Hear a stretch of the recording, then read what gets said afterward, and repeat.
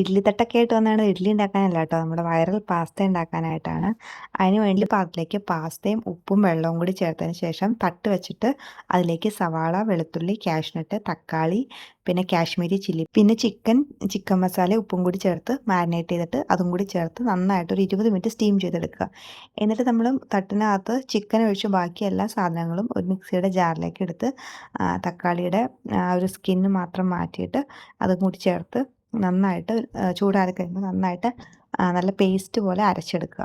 Chicken നമ്മൾ മാറ്റി വയ്ക്കും, പിന്നീടാണ് ചേർക്കുക. എന്നിട്ട് ഒരു പാനിലേക്ക് ബട്ടർ ചേർത്ത് നന്നായിട്ട് ചൂടായി കഴിയുമ്പോൾ നമ്മൾ ഈ അരച്ച് വെച്ച അരപ്പ് ചേർത്ത് കുറച്ചുകൂടി വെള്ളവും ചേർത്ത് നന്നായിട്ട് തിളച്ച് കഴിയുമ്പം നമ്മൾ അതിലേക്ക് കുറച്ച് ഇറ്റാലിയൻ സീസണിങ്ങും ചേർത്ത് പിന്നെ ഈ വേവിച്ച് വെച്ച പാസ്തയും പിന്നെ നമ്മൾ മാറ്റി വെച്ചിരുന്ന ചിക്കനും ചേർത്ത് നന്നായിട്ട് മിക്സ് ചെയ്ത് കഴിഞ്ഞ് നന്നായിട്ട് വറ്റിച്ച് കുറുക്കിയെടുത്ത് കഴിഞ്ഞാൽ നല്ല ക്രീമി ആയിട്ടുള്ള പാസ്ത റെഡിയാവും. നമ്മൾ ഇതിനകത്തേക്ക് എക്സ്ട്രാ ചീസ് ഒന്നും ആഡ് ചെയ്യേണ്ട കാര്യമില്ല. അപ്പോൾ എല്ലാവരും ട്രൈ ചെയ്ത് നോക്കുക.